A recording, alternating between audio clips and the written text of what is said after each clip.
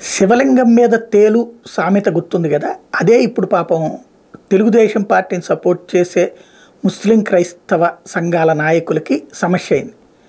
మొన్నటిదాకా జగన్ ఏం చేయలేదు, క్రైస్తవులకి ముస్లింలకి ఏం చేయలేదు అంటూ చంద్రబాబు వస్తే అద్భుతం జరుగుతుంది అంటూ వీళ్ళందరూ ప్రచారం చేసుకొచ్చారు, రంగంలోకి దిగారు, పెద్ద ఎత్తున ఓట్ల డివిజన్ కోసం ప్రయత్నం చేశారు, కష్టపడ్డారు.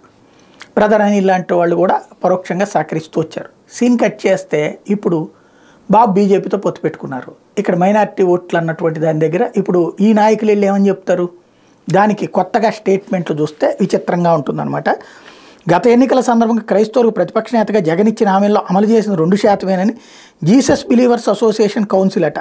దాని చైర్మన్ జోసెఫ్ గారు మండిపడ్డారు. తాను మంచి చేస్తేనే ఓటు వేయండి అని అడుగుతున్న ఆయన క్రైస్తవులకు చేసిందంతా దగానే అన్నారు. క్రైస్తవ సమాజం బాగా ఆలోచించుకుని ఎన్నికల్లో ఎవరికి ఓటేయాలని నిర్ణయించుకోవాలని ఓ ప్రకటనలో సూచించారు. బీజేపీతో తెలుగుదేశం పార్టీ బహిరంగంగా పొత్తు పెట్టుకుంటే జగన్ అంతర్గతంగా పొత్తు పెట్టుకున్నారు. క్రైస్తవులు మోసం చేసేందుకు గత ఎన్నికల ముందు తల్లి విజయమ్మను బ్రదర్ అనిల్ పంపితే ఇప్పుడు ఆయన మేనత్త వైఎస్ విమలారెడ్డిని పంపిస్తున్నారు. ఆయన చెప్పే మాటలు నమ్మి మోసపోవద్దు. ఎవరిని నమ్మి మోసపోవాలి పోని ఇంకోటి అక్కడ అసలు తెలుగుదేశం వాళ్ళు కానీ ఇప్పుడు బీజేపీ వాళ్ళు ఏమంటున్నారు, ఆయన క్రిస్టియన్లకి మొత్తం దోచిపెడుతున్నాడని, ఆయన ఏం పెట్టట్లేదని ఇక్కడ చెప్తున్నారు. మరోవైపు జగన్ కోటేయద్దు అంటున్నారు.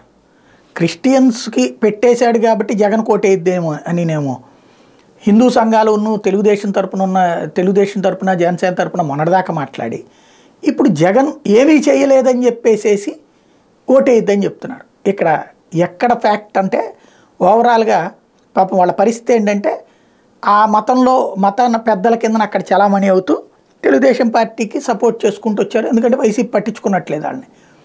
ఇప్పుడు అసలు సందర్భంలోకి వచ్చేటప్పటికి మరి భుజాన వేసుకోవాలి, జగన్ గదిదించాలి. అందుకోసం మన మతస్థులు జగన్ కోటేయకండి అని చెప్పేటటువంటి వ్యవహారం ఇక్కడ నడుస్తుంది.